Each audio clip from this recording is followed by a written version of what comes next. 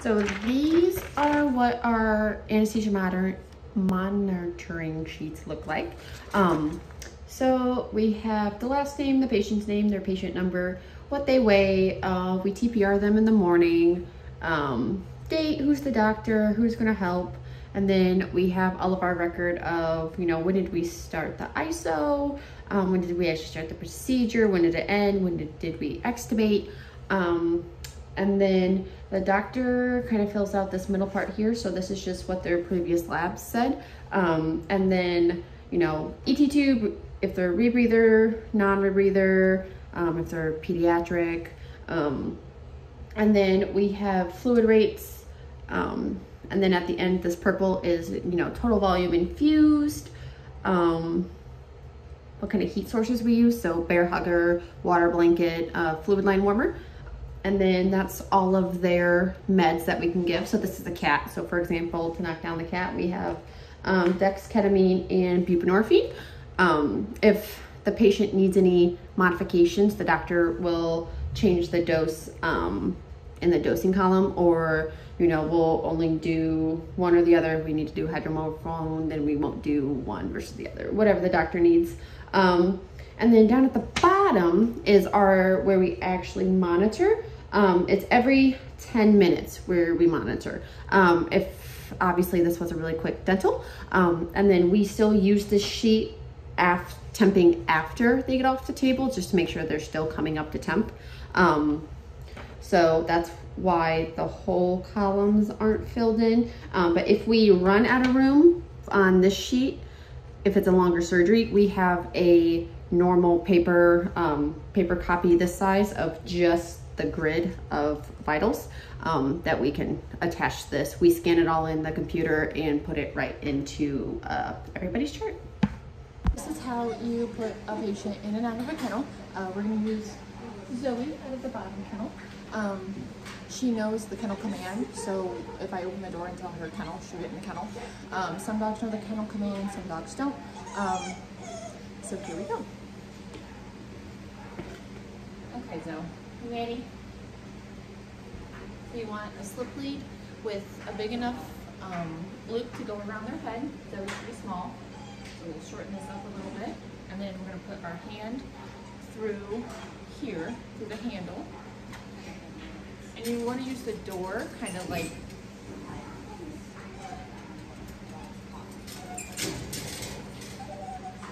and you just kind of use your door like a barricade, because some dogs, as soon as you click that door, they'll rush out, but then you can use the door to kind of be like, wait, wait, wait. So then when we go in, all right, come on, Zoe, kennel. Good girl. And then we just reach in. Reach in, and either A, if they'll let you, you can pull the loop off that way, or since these hands are, or you just shut the door, you just unloop it like that.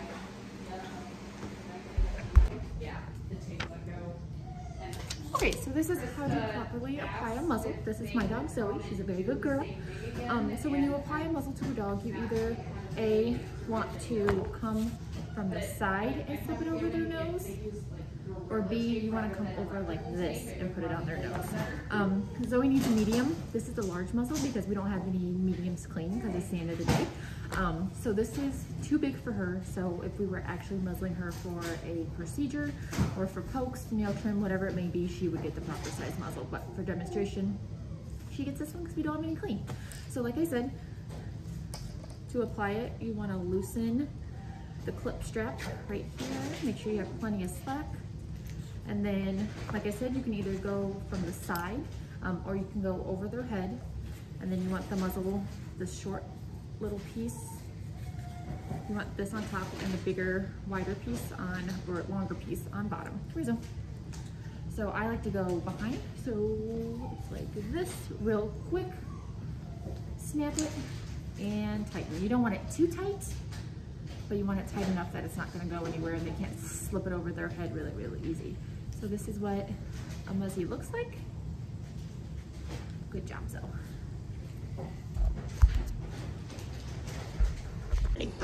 Okay, so this member we're going to get removed. onto the surgery. 1, 2, 3.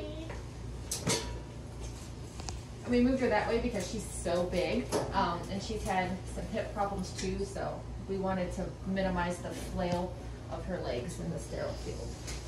So we'll get Miss Ember hooked up here. And in regards to the sterile field, you never want to reach across. So anything that has to be done on her left side, I'll just scooch over to Mel. We gotta get you situated here.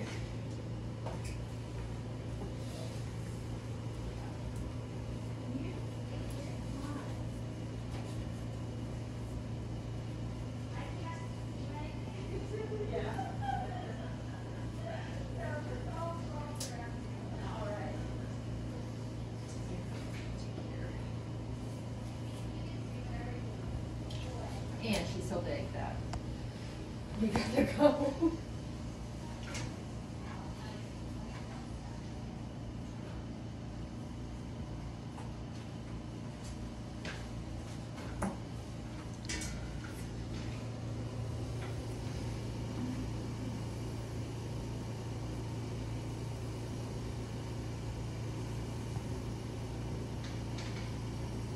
Like I said, she's having hip problems, so we don't want to pull too much and make her ties too tight.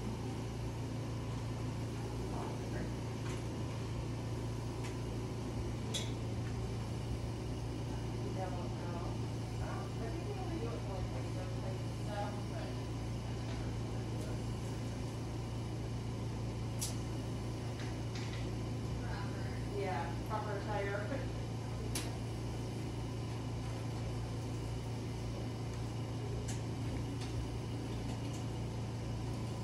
Okay, so Mel is hooking up her oxygen and her ISO. So we have the ETC respiration and carbon dioxide monitor. Hook up her blood pressure cuff. So this is going to monitor her blood pressure throughout the procedure. And then Mel's putting on her pulse ox. The pulse ox is going on her tongue. That is going to monitor her oxygen saturation in her blood. So we want that to stay at about 95 or above. 100 is great. Sometimes that doesn't happen. And then this is her ECG. So right axillary, left axillary, and then left rear. So we'll get those hooked up.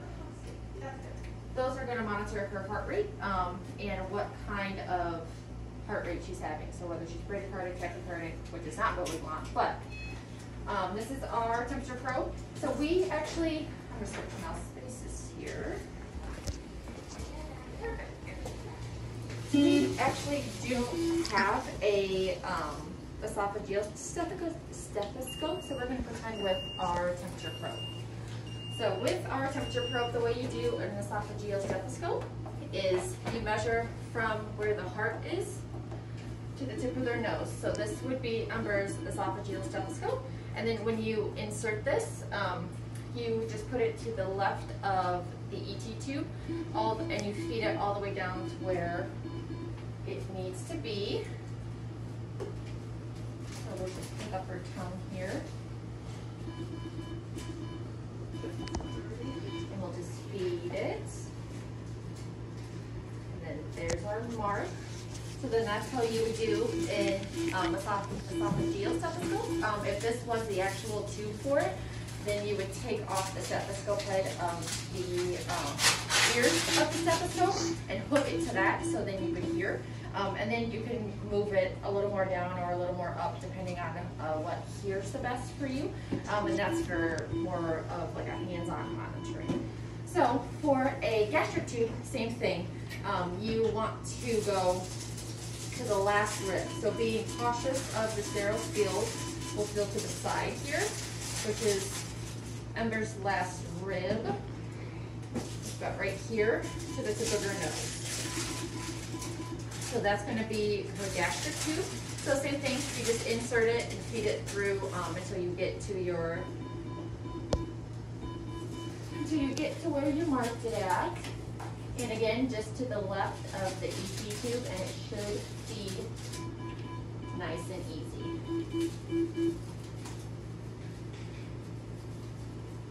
And we're feeding, and we're feeding, and we're almost. Okay, so then there's our mark, and then that would be how to insert an esophageal tube. So Ember is all hooked up for surgery. Like I said, her ECG is going to monitor her heart rate, her blood pressure. Cuff is going to monitor her blood pressure. She's already intubated, so this is all of her oxygen tubing and her ISO tubing. Her ISO's at 2 right now. She's got fluids going. The pulse ox, like I said, is here on her tongue. Sometimes the tongue needs to be wetted a little bit more for that to read. She's tied down. Nell is doing the final scrub. We'll iodine her, and then she'll be ready for her spay. Okay, go. Okay, so we are monitoring Bella here for her dental. She's been under for about an hour and a half now. So we have our Cardell with all of our monitoring stuff. Her heart rate has been roughly about middle 150s, low 160s the whole time. She is a smaller dog, so smaller dogs typically tend to run. They typically have a higher heart rate, and she also doesn't have any decks on board, so she's only on hydro because she has some heart problems anyway, so that can hinder her heart rate. So for me, since I'm new to monitoring, I have just a little cheat sheet while I'm monitoring in case my parameters, I have to let my doctor know anything is going on. So we'll start with how much ISO she's on. So she's on 2.5 ISO, so we'll write that down. And then her heart rate, 161, which Dr. McClory knows because she's been about that all surgery. Then respirations down here are 20. Her pulse ox is 98. That's that blue one. Are you still pink less than 2? Yep. Okay. I just don't want to actually like put my fingers in there because Dr. McClory's in the middle of an extraction. So we're still pink less than 2. Her blood sugar, or not blood sugar, blood pressure, 105 over 54. Which is still in the range of where we need it to be, so that's right. And then her temp down here at the bottom, 99.5. And then we have an ETOC monitor up on her ET tube, but with Dr. McClory up there, I don't want to be all up in her business, so when she's all done with her extraction, I'll check that. And then at the bottom, we write what Dr. McClory's doing, so we are extracting. And then we are an off-on hospital, so we monitor every 5 minutes. So that's another trick. Okay, so we're gonna do my CPR demonstration for surgery.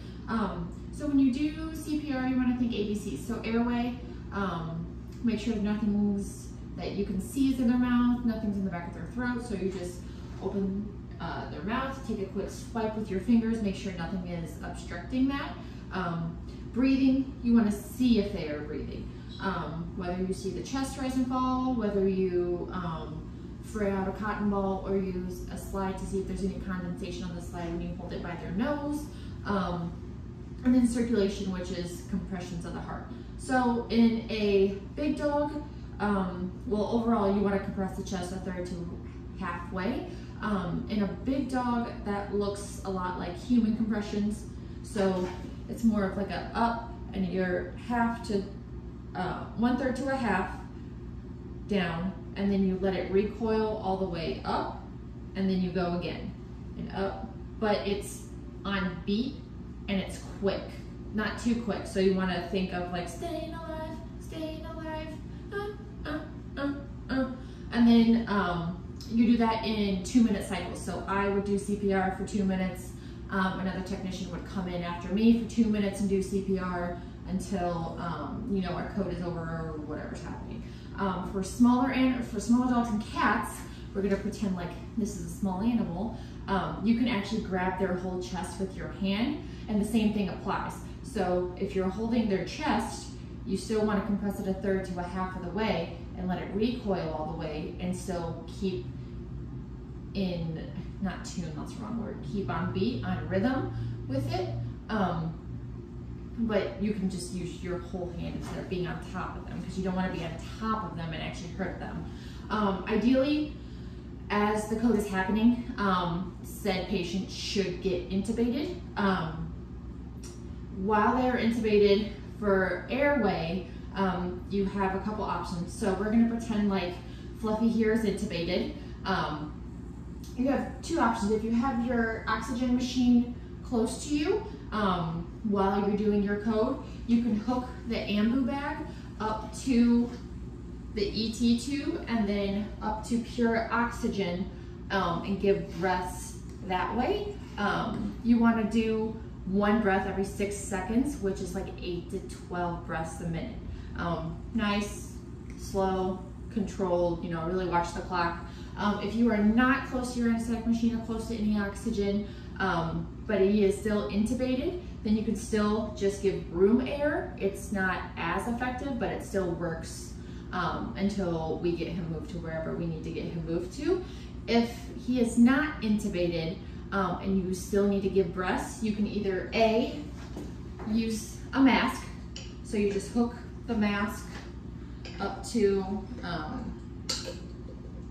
your ambu bag.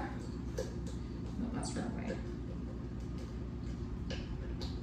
Yeah, this way, up to your ambu bag, and you want to make sure nose and mouth are in the mask. So obviously Fluffy's kind of big, but so same thing. You would just put the whole muzzle into the mask, seal it the best you could, and still give that one breath every 6 seconds. So that's the ambu bag. If somebody is running to get the ambu bag, you could also do breaths through the snout. So mostly when dogs, you're doing CPR, they're unconscious. So you can just grab like this and give breath right through the nose. And that's how you do CPR and give breaths with the ambu bag or by mouth. Good. Okay, so we're gonna put a scalpel on. So we're gonna take our needle holders and hold on not the sharp edge of the scalpel handle, and it just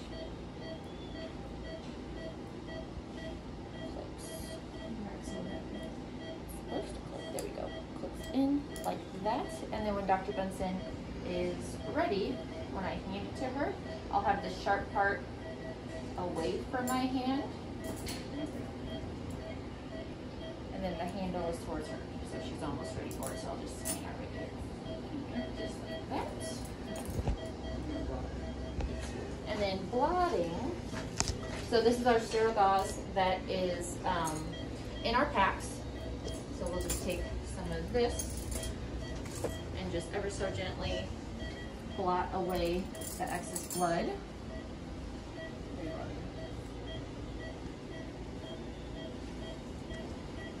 Just ever so gently blot that away.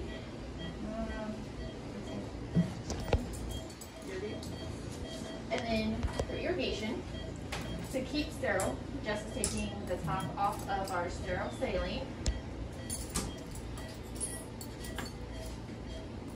And for me to stay sterile, she'll dump me the syringe in my hand, pop the seal, open the needle, screw that on, off. And then I won't touch the bottle because the bottle is not sterile. I'll draw out. Okay. And then just ever so gently moisten all the tissues.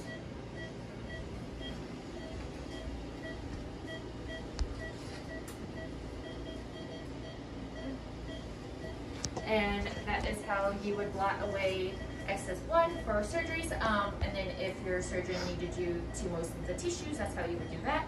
And yeah. Sorry that I'm not in the clinic, but with the circumstances going on, I figured this was the next best thing. So, duties of a sterile technician. So once you were scrubbed in as a sterile technician, you have quite a few things you can do. But you want to make sure you don't break sterility. So basically what that means as a sterile technician is Dr. Benson actually gave me a really good tip is if you keep your belly against the table at all times, then your hands always stay where they're supposed to be and they don't drop below the sterile field. So you always keep your hands up. And then that also prevents anything from falling onto the floor if you accidentally drop it. But if you drop a tool or if you drop or if you puncture a glove, you have to correct it immediately. So people that are in the sterile field cannot leave the sterile field. So that would mean the circulating technician could either A, pick that tool up and get rid of it and then get you an autoclaved one, which means sometimes you sterilize tools in just single packages. So the circulating technician would open it, and then me as a sterile technician, I can grab that out of the pouch and hand it to my doctor because she did not touch it and it's still sterile and I am technically sterile and scrubbed in. Sterile technicians also do other things, not only hand tools to the doctor, but count things. So like sponges, for example, you can count sponges and make sure all the sponges are out at the end of the surgery. Organizing the surgery tray, blotting tissue, moistening tissue, depending on what your doctor needs, stuff like that. If somebody punctures a glove, you can grab the inside of your glove and take them off inside out. And then the circulating technician can open a new pack of sterile gloves, and you can another sterilized technician or whoever it is can help you re-glove too. So handing tools, like I said, is one of the things sterile technicians do. Making sure the tissues are okay, handing tools to the doctor, counting sponges, counting gauze pads, you know, things like that. Okay, so for our autoclave maintenance, we do that once a month during the doctor's meeting because we don't actually start seeing appointments until about an hour after we open, so we have plenty of time to do it. So basically you just drain all the water out of it, distilled water out of it, and then you run the cleaning solution through it. It'll do its cycle, it'll run its, the cleaning cycle, and then you just wipe everything out really good. So the trays, the ledges that the tray sits on in the autoclave, in between the trays, the bottom, the top, the whole 9 yards, the door. You make sure that the seal is clean, so you can actually pop the door seal out, wipe that down, dry it off really well, and actually pop that back into where it's supposed to go for the door. And sometimes that gets a little screwy where we have to push one side or another back in to actually have the autoclave run. So you just want to make sure that it's in the door seal all the way.